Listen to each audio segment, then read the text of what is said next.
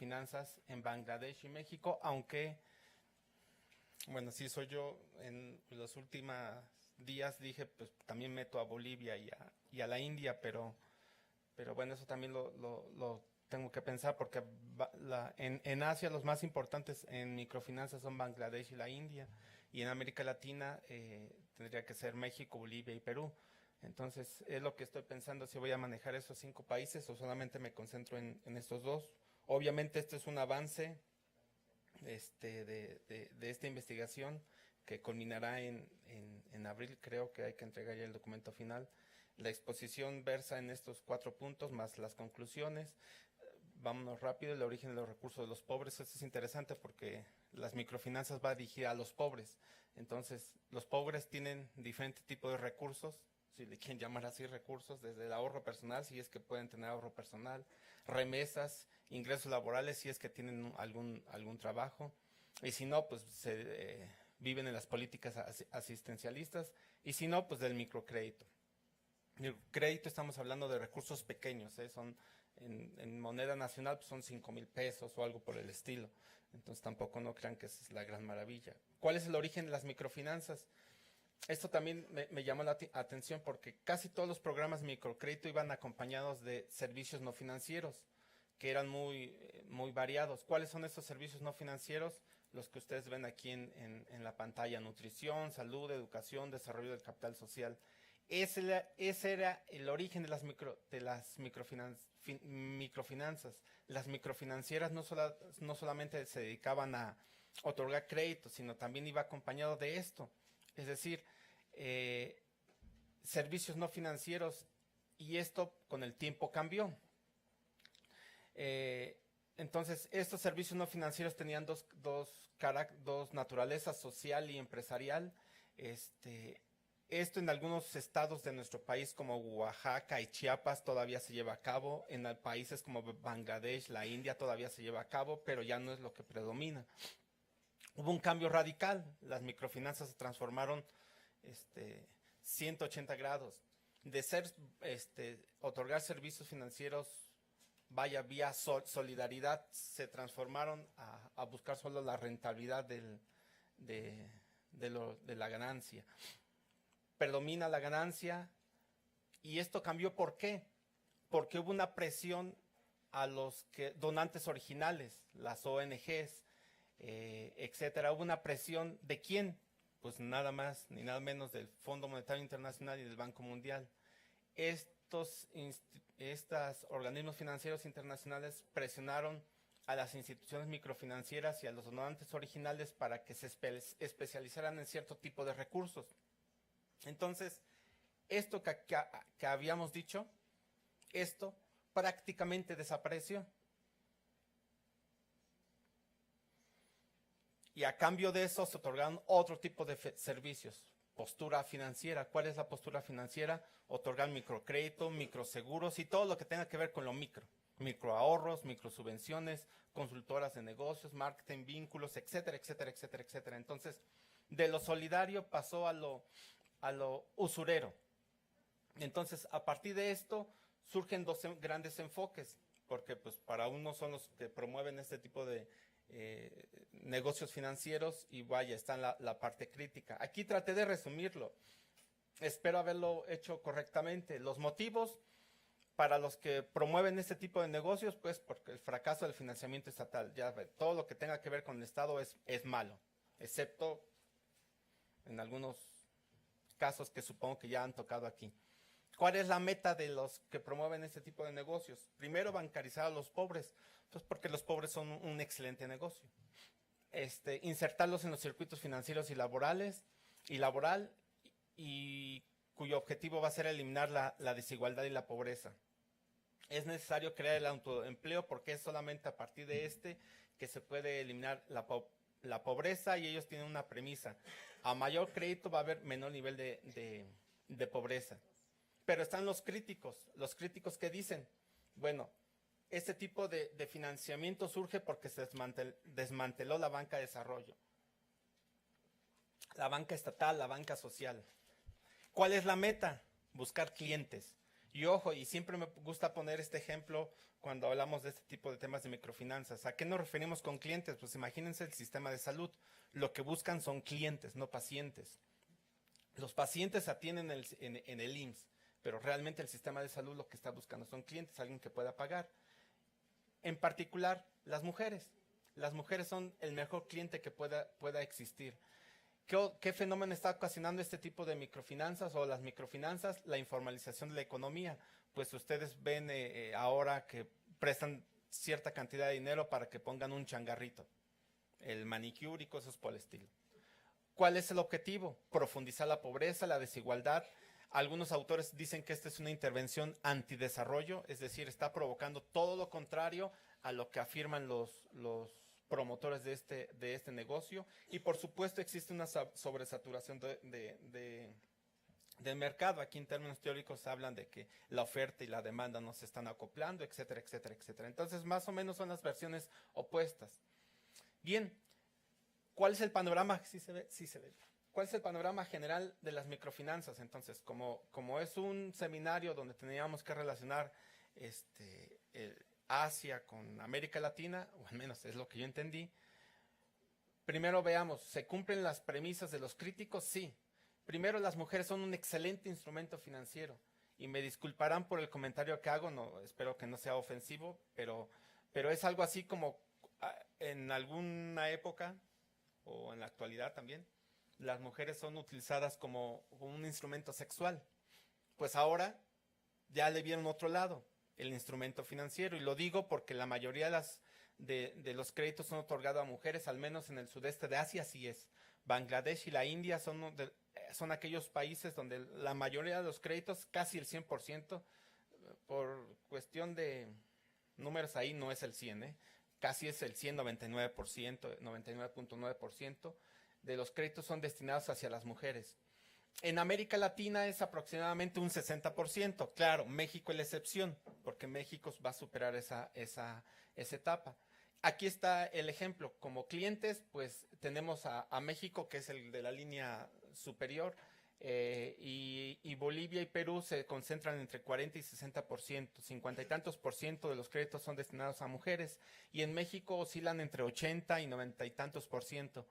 Aquí la excepción de la regla es la institución microfinanciera denominada Compartamos, porque es la más importante de México, es una de las más importantes de América Latina y casi destina el 100% de los recursos hacia las mujeres. Como las otras instituciones que existen no lo destinan tanto, por eso existe ese diferencial, pero si pusieran solamente aquí a Compartamos vaya la redundancia, se comporta como la India y Bangladesh. Y aquí está Bangladesh y la India. La India, casi el 100% de los créditos se destina a las mujeres. Ahí sí hay un 100%. En muchos de los años es el 100%. Y entre 90 y 98% Bangladesh. Es decir, se cumple lo que los críticos dicen. El crédito se destina a las mujeres y se destina porque son un cliente muy importante, no por otra razón. Olvídense eso del empoderamiento y esas cosas, aquí no encaja. Aquí esto es negocios. Entonces, una de las cosas que estamos tratando en este trabajo es, primero, que las mujeres son vistas como un instrumento financiero. Segundo, dejaron de ser solidarias y ahora son usureras. ¿Cómo comprobamos eso de usureros? Pues el costo por crédito. Es increíble cuando uno ve los números del costo por crédito. Esto está en dólares. Es lo que se cobra por un crédito. Tanto en el sur de Asia como en América Latina, si ustedes observan, sin importar el valor, observen la tendencia. La tendencia es creciente. Tanto en América Latina como en el sudeste de Asia. No tanto en el sur de Asia. Aquí hablo del sur de Asia porque geográficamente pues ahí está Bangladesh, la India y otros países, entre ellos está Vietnam, si no me equivoco, pero solamente voy a tocar estos dos. Y el costo por crédito en estos países también, Bangladesh y la India, pues también tiene una tendencia creciente, aunque el costo no es tanto como en los países de América Latina. Si ustedes observan bien, en Bangladesh y la India el costo es de menos de $10, en 2005 hasta superar la barrera de los $20 en el caso de Bangladesh. Pero en Bolivia, México y Perú los costos están por encima de los $100. Sin importar el monto, a mí lo que me sorprende es la tendencia que es creciente. Y por supuesto es creciente porque los pobres son un negocio. Los pobres son un negocio y se comprueba de otra forma. La rentabilidad que tienen estas microfinancieras está por encima de la rentabilidad que tienen las instituciones del sistema bancario. La banca tradicional tienen un nivel de rentabilidad por abajo de las microfinanzas. Y esto lo medimos por el llamado ROA y el ROE, el rendimiento sobre los activos y el rendimiento sobre el capital. Esto es en el caso de todos los países juntos. Se me ocurrió ponerlo junto porque creo que tiene una buena, se puede apreciar, en el medido por el ROE, se puede apreciar que esto indica que tienen mayor rentabilidad que el sistema bancario. El ROE normalmente debe de oscilar en los bancos, oscila entre un 8 y un 12%, pues aquí no. Aquí puede oscilar en algunos países hasta por casi el 20%. En algunos años, por ejemplo, Perú oscilaba por encima del 25%. Si suponemos que la media del ROE en el sistema bancario es 12%, imagínense la rentabilidad en el caso de Perú. Es un excelente negocio esto de las microfinanzas. Aquí no puse ningún resultado socioeconómico, social. Eso pues, lo vamos a dejar en la segunda parte de este trabajo porque va a ser muy interesante cuáles son los resultados. Ni Bangladesh ni la India se han superado los niveles de pobreza, mucho menos en México ni en Perú. Ni en Bolivia se han superado los niveles de pobreza. Eso también lo vamos a comprobar estadísticamente y a ver qué otra cosa hacemos en este trabajo. Y a manera de conclusión, dado que me dijeron que hablara poco porque llegué tarde, todo estaba calculado. Las microfinanzas. ¿Qué son las microfinanzas? Es un modelo de financiarización que dejó la parte social y se enfocó en la parte comercial. Yo creo que esa es la primera gran conclusión que debemos de tomar en cuenta en las microfinanzas, en el estudio de las microfinanzas. Ojo, hay casos especiales, insisto. En Oaxaca, en Chiapas, hay algunas regiones donde se utilizan de otra forma. Pero bueno, quitando esos casos, son casos extremos. En la mayoría de los otros casos es un negocio. Hay una sobresaturación de los mercados, los empleos, ingresos y ganancias se cancelan, así como la productividad y el crecimiento. El modelo actual de microfinanza lo que requiere son clientes, personas, ¿no? Aquí no existen las personas, sino solamente los clientes. Se está apropiando del ahorro de ellos. Esto es interesante. Lo poco que tienen, si es que tienen, se los están apropiando las microfinanzas. Obviamente las ganancias se tienen que privatizar, las pérdidas se socializan en el trabajo. Vamos a hablar de algunos casos de crisis tanto en Bangladesh como en la India. Bueno, no tanto México, Perú, Bolivia, pero sí vamos a hablar de Nicaragua y en otros países donde se usan las microfinanzas y ya cayeron en crisis. Y hemos observado que se está llegando a un caso muy extremo. Yo no sé si este término exista en el mundo de las microfinanzas, si no, pues ya lo inventamos. Son las microfinanzas Ponzi. Bueno, ya saben, lo demás pues ya lo saben. ¿Qué significa esto? Pues que estoy pidiendo crédito, mis 5,000 pesos para pagar el crédito de la Caja Popular. Entonces, estamos llegando a ese extremo en las microfinanzas. Son endeudamientos múltiples. Ese es el término en el mundo de las microfinanzas, pero no sabía que existía microfinanzas Ponzi, entonces le inventé así. No se está y esto es muy importante porque algunos que sí les gusta esto de las microfinanzas, hacen una crítica muy fuerte. Pues no estamos en contra de ellas, pero sí de la usura. Porque más adelante nosotros vamos a observar que en muchas de las microfinancieras la tasa de interés oscila entre 80 y el 100%, o por encima del 100%, como en el caso de Compartamos en algunos periodos. Por eso de esos niveles de rentabilidad que tienen tan altos.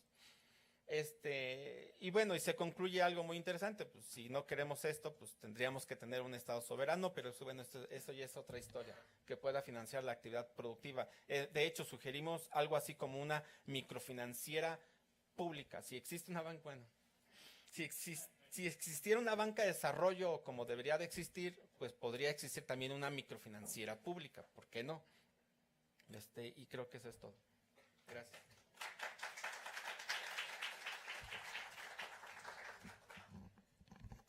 Pues le damos las gracias a Roberto Soto y tenemos tiempo para hacer alguna pregunta, si alguien del público, ¿sí? ¿Puedes ir por el micrófono?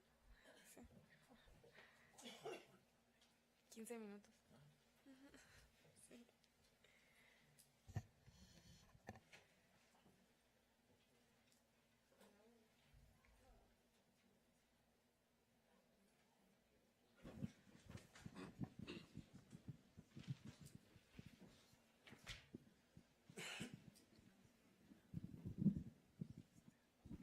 Bueno, voy a hacer unas preguntas, pero me voy de lo de ahorita para atrás, ¿no? Para Roberto Soto, que felicidades. Bueno, felicidades a toda la mesa porque estuvo increíble, increíblemente buena. Para Roberto Soto, yo creo que el esquema que estás pensando respecto de los ingresos a través de los cuales se pagan los créditos es muy importante. Porque a diferencia del crédito empresarial, que vamos a decir los intereses son una deducción de la ganancia, en el caso de las microfinanzas no es tal, o no en lo general, porque no hay, vamos a decir, negocios productivos de suficientes ganancias para pagar esos niveles de tasa de interés. Entonces, por eso sería importante o, bueno, interesante anexar el nivel de salarios y el nivel de tasas de interés en el análisis comparativo de México-Bangladesh, porque además Bangladesh pues ya tiene toda una trayectoria de experiencia en microfinanzas e incluso de quiebra en microfinanzas, ¿no? Después, yo también me parece que sería interesante agregar algo inspirado en Polanyi, sobre la expropiación que se hace de los trabajadores para incorporarlos al mercado laboral. En este caso, aunque vamos a decir que la justificación permanente que hay de microfinanzas es sacar a la gente de la pobreza, más bien parece que lo que se está logrando hacer es una expropiación completa de sus formas de vida, ¿no? De la tierra, de las pequeñas parcelas, y lanzándolas hacia abandonar sus comunidades y sus formas de vida tradicional. Esto también es una parte interesante del proceso de microfinanzas, sobre todo en esos países en donde penetrando en Bolivia, por ejemplo, donde todavía hay formas de vida tradicional importantes, ¿no? que permiten que porciones importantes de la población boliviana sobreviva, no viva, pero vamos a decir que sobreviva de esas economías tradicionales. La penetración de las microfinanzas la saca de sus posibilidades de vida de economía tradicional. Entonces esa parte yo creo que es importante y yo creo que podría inspirar mucho el trabajo que hace Polanyi en La Gran Transformación. También para el caso de explorar, pues como hipótesis, también para el caso de Bangladesh, porque en Bolivia sí parece como más evidente, pero Bangladesh no sé. Y luego todo el tema, como tú dices, de las finanzas Ponzi, que sí es muy, muy importante, ¿no? Marcia nos está proponiendo este concepto de financiarización subordinada, que no deja de ser interesante también en la lectura de las microfinanzas, ¿no? porque sabemos que una parte del negocio de las microfinanzas pues es precisamente la titulización de todos esos créditos, ¿no? Y la venta en el mercado, en los mercados, ¿no? Y las enormes ganancias que así se hacen por esa vía.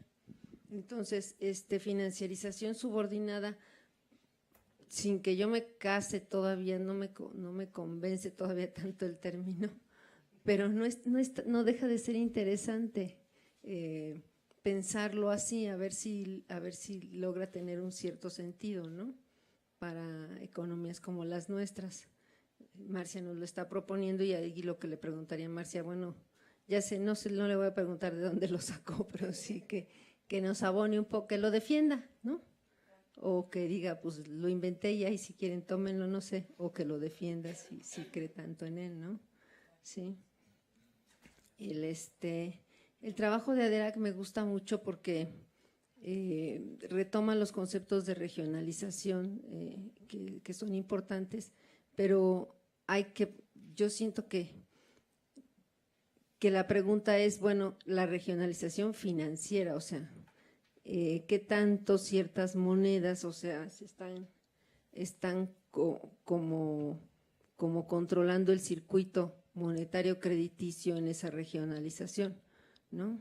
Si es un poco como Wesley dice, bueno, yo aquí veo un circuito, nada más el circuito en México, el circuito del dólar, y totalmente subordinado un circuito del peso, ¿no? Que dedicado a pagar salarios, que tiene cierta lógica, porque con esta devaluación, pues nuestros salarios se fueron a un 30 o 50, no sé ni cuánto por ciento menos, ya ni siquiera quiero hacer la cuenta del miedo que me da, ¿no? Entonces, Wesley nos está proponiendo esa lectura de los sucesivos circuitos, y ahí en Wesley yo lo que encuentro es que ¿dónde está el circuito del yuan realmente en América Latina? O sea, ¿estamos haciendo reservas? ¿Argentina tiene reservas en yuans? ¿Uruguay tiene reservas en yuans? Si es así, ¿cuánto estamos realmente articulando ese circuito? ¿O realmente China se está internacionalizando con dólares? Lo cual también es una forma interesante de ver las cosas, ¿no? Entonces, pues esos son las preguntas y comentarios. ¿Alguien más tiene? Ya, me atrapa a ti, y aquí.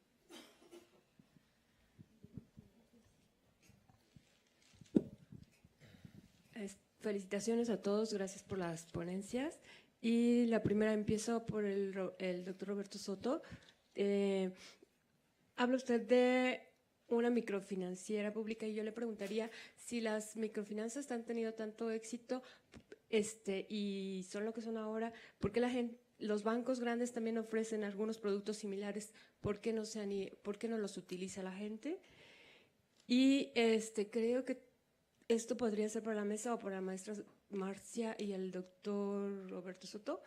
¿Qué lecciones aprendidas de las ONGs y lo que ha pasado con ellas, que ya hasta en Latinoamérica ya tuvieron una crisis, para que no sigan pasando en México, y qué se puede proponer al respecto? Sobre el tema que dijo el doctor Marshall, lo siguiente es, nos dejaste un reto al final que dice que teníamos que hacer nuestro propio dinero. Yo te preguntaría, y es un tema súper amplio, pero ¿por dónde empezar y cómo empezar? Más que por cómo empezar para hacer nuestro propio modelo, para hacer realmente algo productivo y nuestro propio dinero, y para que empiece el desarrollo. Por último, creo que ya.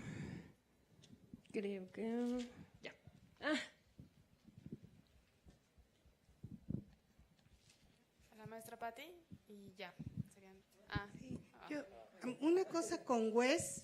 Fíjate, Wes, que vi que el fondo dice que de las reservas internacionales, el 64% son dólares, de todas las reservas internacionales del mundo. Y entre otras 7 monedas es el resto. Y le sigue el euro, por ejemplo, todavía. Eso es de 2014, esa cifra. Y el yuan realmente todavía como que no, en 2014, ¿eh? Entonces, ¿cómo ves tú esto del circuito del yuan? Realmente, ¿cómo lo ves? Y de ADERAC, el asunto, por ejemplo, con Banco Azteca, cerraron en, creo que Nicaragua y en otro lado, o Perú, cerraron porque no les funcionó realmente el esquema de negocios allá como pensaban que iba a cerrar. Entonces, ¿sí crees que esté funcionando esta regionalización, por lo menos para este banco? Nada más. Bueno, la última. ¿No?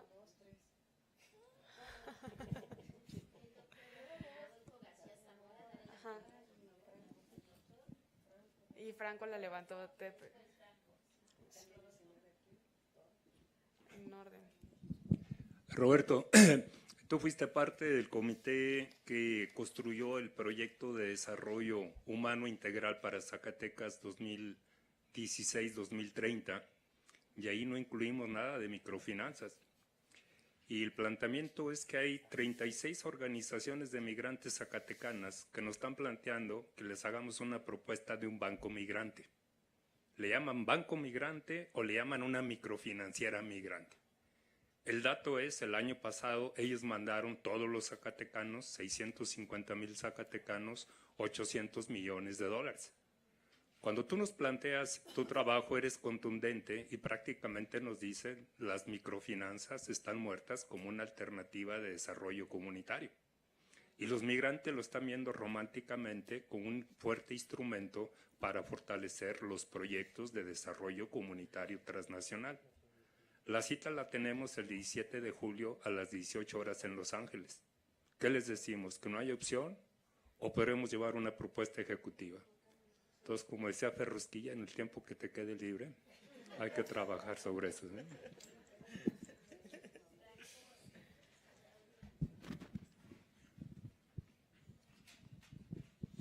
Bueno, buenos días y muchas gracias por su participación. Mis comentarios es en torno primero al doctor Wesley Marshall. Es más, la cita que puso de Keynes, de Ola Financiera, pues también yo leí la lectura y sí comparto totalmente esa cita. Y también como comentaba, que dice que un país tiene que tener la capacidad de expandir endógenamente, entre comillas. Mi pregunta es, desde su opinión, ¿qué país puede ser que esté yendo en ese camino? O sea, donde la teoría se conjunta con la práctica, con la realidad. Ese es para el doctor Wesley Marshall.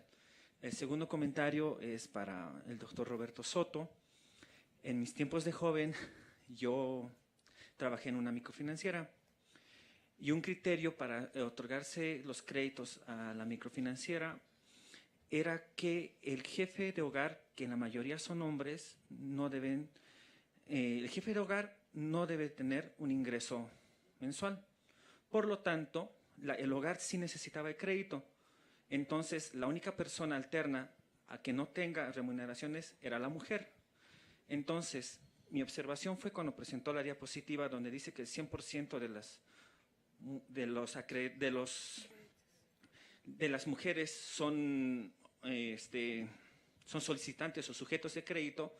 Creo que estaría un poco sesgado. Yo más bien diría las mujeres jefes de hogar, y ahí yo creo que se redujera sustancialmente ese indicador. Nada más eso. Muchas gracias. La última pregunta. Sí, es para el doctor Roberto Soto. ¿Qué relación hay o hasta dónde está tan desregulado este sector de las microfinanzas? O sea, ¿habría la forma